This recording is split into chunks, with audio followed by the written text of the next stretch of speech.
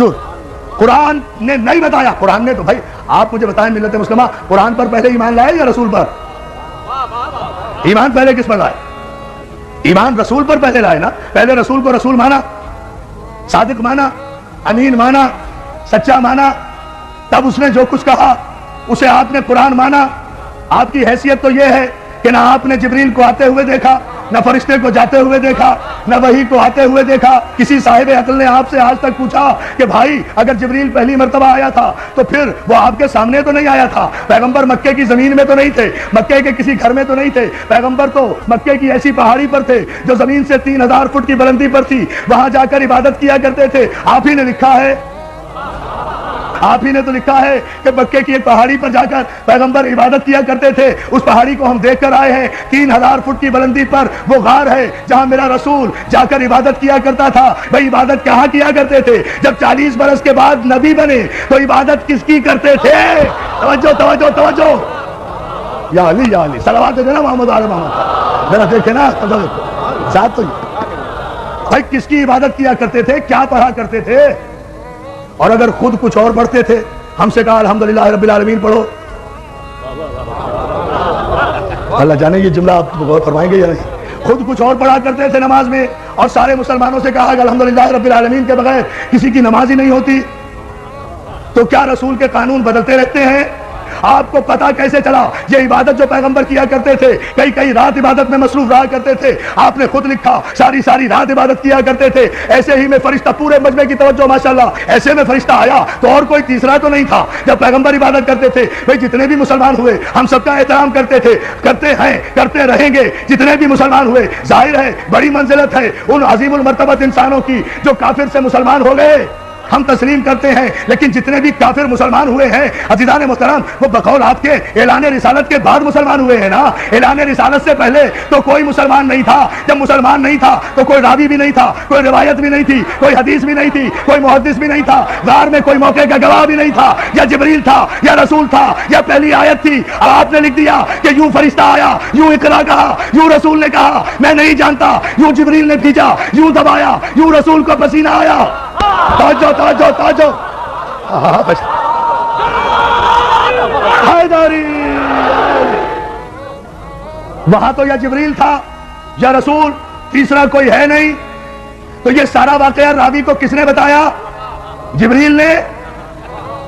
یہی تو فرق ہے امتی میں اور رسول میں, کہ بشر پر اگر فرشتہ نازل ہو جائے تو سانس بھی نہیں لینے دیتا. توجہ توجہ توجہ توجہ. درس دیکھے نا, زمین پر آنے کی مہلت بھی نہیں دیتا. توجہ ہے نا جانے محترم. زمین پر ہو تو آسمان پہ جانے کی نوبت نہیں دیتا, آسمان میں ہو تو زمین پر آنے کی نوبت نہیں دیتا. اور میرا رسول وہ ہے کہ جس پر 23 برس میں 23,000 مرتبہ فرشتہ نازل ہوا. سلام کرو ثبات قلب معصوم کو, کہ جس کے قلب میں نہ جنبش ہوئی, نہ لغزش ہوئی, نہ حرکت ہوئی. اس لیے کہ فرشتہ جو ہے وہ بھی تو معصوم ہے نا, کہ اس وقت غار میں کوئی نہیں تھا رسول کے علاوہ اور جبریل کے علاوہ. اور پیغمبر غار سے اتر, پورے مجمع کی توجہ, پیغمبر غار سے اترنے کے بعد نہ کسی محلے میں گئے, نہ کسی دوست کے پاس گئے, نہ کسی بت پرست کے پاس گئے, نہ کسی کافر کے پاس گئے, نہ کسی مشرک کے پاس گئے. پیغمبر سیدھے, آپ نے لکھا ہر سیرت کی کتاب میں, ابن حشام سے لے کر شبلی نامانی تک ہر ایک کی کتاب اٹھا کر دیکھے, سب نے لکھا کہ پیغمبر سیدھے جناب خدیجہ الکبریٰ کے پاس گئے ہیں, فاطمہ کی ماں کے پاس گئے ہیں. سارا واقعہ انہیں بتایا ہے کہ پہلی آیت کی شان نزول کیا تھی. تو میں یہ نہیں دیکھوں گا کہ راوی کیا کہہ رہا ہے, اس سے احترام رسول مجروح ہوتا ہے. مجھے تو یہ بتاؤ کہ خدیجہ الکبریٰ نے کیا کہا. جو ہے بھائی جو واقعہ بھی ہوا ہے پہلی وحی کے موقع پر, اس کا گواہ کوئی نہیں. لیکن جناب خدیجہ الکبریٰ وہ ام المومنین بیوی ہے کہ ساری کائنات کی خواتین میں جنہیں یہ شرف حاصل ہے کہ جنہوں نے سب سے پہلے لب رسالت کو وحی کے مطابق جنبش کرتے ہوئے دیکھا اور اس کی تصدیق کی. جناب خدیجہ الکبریٰ وہ خاتون ہیں کہ جنہوں نے اس وقت تصدیق رسالت کی جب کوئی تصدیق کرنے والا نہیں تھا. تو اس پہلی آیت کی راویہ یا تو خدیجہ الکبریٰ ہوں گی, یا ابو طالب ہوں گے, یا جبریل, یا رسول. ان چاروں میں سے مجھے بتاؤ کس نے روایت کی کہ جبریل نے جب اقرا کہا تو پیغمبر نے کہا میں پڑھا لکھا نہیں ہوں؟ کمال ہے. آپ مجھے بتائیے کہ اگر یہاں بھی میرے پیغمبر کی تو توہین نہیں ہوئی. بھائی پیغمبر کو کہا نا جبریل نے اقرا، اگر معاذ اللہ پیغمبر نے کہا کہ میں پڑھا ہوا نہیں ہوں تو غلطی کس کی؟ بھائی مجھے پاک محرم ایسوسی ایشن کے نقیر رضوی صاحب نے اور ان کے اراکین نے کہا کہ آپ نشتر پاک میں مجلس پڑھیے. انہوں نے کہا، میں نے وعدہ کر لیا، میں آ کر ممبر پہ بیٹھ گیا. مجمع اتنا ماشاءاللہ سامنے ہے، اب بیٹھ کر بولتا ہی نہیں. مجمع کہہ رہا ہے مولانا پڑھیے، میں کہوں میں بھائی ان پڑھ ہوں، میں تو پڑھا ہوا نہیں ہوں، تو سارا مجمع پاک محرم کے سر ہو جائے گا نا کہ بھائی ان پڑھ کو لا کر ممبر پہ بٹھا کیوں دیا؟ توجہ توجہ توجہ توجہ. سارا مجمع سر ہو جائے گا نا کہ جب یہ پڑھنا نہیں جانتا تھا تو اسے ممبر پر لا کر، بہت توجہ، ممبر پر لا کر بٹھایا کیوں؟ مجھے پھر بھی کچھ نہیں کہے گا، یا بلانے والے کی خطا یا بھیجنے والے کی خطا. بھائی یہ تو اللہ سے پوچھو کہ جب وہ پڑھنا نہیں جانتا تھا تو پھر جبریل کو بھیجا کیوں کہ پڑھو؟ اب میں جملہ کہوں گا تاریخی اور آپ کی توجہ چاہوں گا. جبریل کو کہا کیوں جو پڑھنا نہیں جانتا تھا؟ تو جبریل کو بھیجا کیوں کہ جا کر کہو کہ پڑھو؟ تو بات کس پر آ رہی ہے؟ خدا کے لیے شریعت اور معصوم کے فلسفے کو سمجھو. پہلی آیت ہی کی معنی و مفاہیم جن کے سمجھ میں نہیں آئے اور شان نزول سمجھ میں نہیں آیا، انہیں کیا پتا کہ شریعت کیا ہے اور بادشاہت کیا ہے؟ صلوات علی محمد و آل محمد. ابھی تو خیر سے پہلی آیت بھی سمجھ میں نہیں آئی، سارا قرآن کہاں سے سمجھ میں آئے گا؟ اس لیے کہ پہلی آیت ہی ابھی سمجھ میں نہیں آ رہی کہ یہ کس طرح نازل ہوئی تھی، اور مجبوری بھی پیدائشی مجبوری ہے، اس میں کوئی قصور بھی نہیں ہے، ان کا بھی کوئی قصور نہیں. ہم تو بڑے ادب کے ساتھ کریں، اس میں کوئی قصور بھی نہیں. بات صرف اتنی ہے، مسئلہ صرف اتنا سا ہے، سمجھ لیجئے، بات واضح ہو جائے گی. بات میرے عزیز دوستو صرف اتنی سی ہے کہ اللہ جن معصومین اور معصوم انبیاء کی پرورش کرنے والوں کو منتخب کر لیتا ہے نا، ان کے نقش قدم کو بھی شریعت بنا دیتا ہے، ان کے نقش قدم کو بھی شریعت بنا دیتا ہے. مجھے بتائیے نا، کعبے میں جتنی شریعت جاری ہے نقش قدم ہے نا معصوم کا؟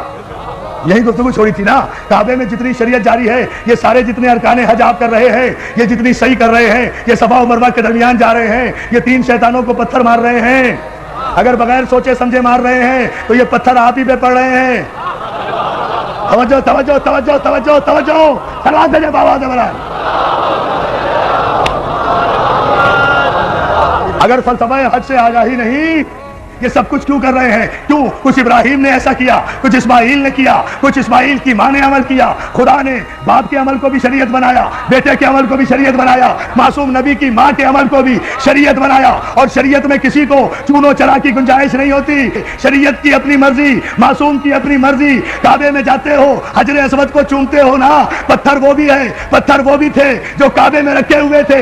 اگر ان پتھروں کو پوجا تو کافر ہو جاؤ گے، اسے نہ چوما تو کافر ہو جاؤ گے. لاؤ شریعت کا استعمال، بولو شریعت پر کو توجہ ہے میرے دوستو.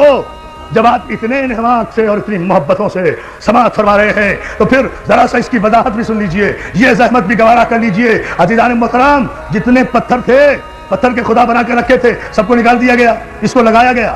پتھر وہ بھی، پتھر یہ بھی، جنس میں فرق نہیں ہے. اب ذرا سا علمی مرحلہ ہے، اسے سمجھ لیں، آپ تھوڑا سا غور کریں، نتیجہ سامنے آئے گا. جنس میں فرق نہیں ہے، ایک کو ہٹا دیا گیا، ایک کو لگا دیا گیا. 360 کو ہٹا دیا گیا، ایک کو لگا دیا گیا. چلیے باتیں کر دوں، ٹھیک ہے نا؟ ایک کو لگایا گیا، اس کے ان کے آگے سر جھکایا تو مشرک ہو جاؤ. اسے نہ چوما تو ارکان حج مکمل نہیں ہوتے. یہاں تک ارکان حج میں شامل ہے کہ اگر بھیڑ اور رش کی وجہ سے حجر اسود تک نہ پہنچ سکو تو دور ہی سے اپنی ہتھیلی حجر اسود کی طرف کر کے اپنی ہتھیلی کو چوم لو، حجر اسود چومنے کا ثواب ہوگا. تو مولانا رش کی وجہ سے حجر اسود تک نہیں پہنچ سکے نا، اصل تک نہیں پہنچ سکے تو ہتھیلی یا انگلی کا اشارہ کر کے چوم لیا نا، وہی ثواب ہوا.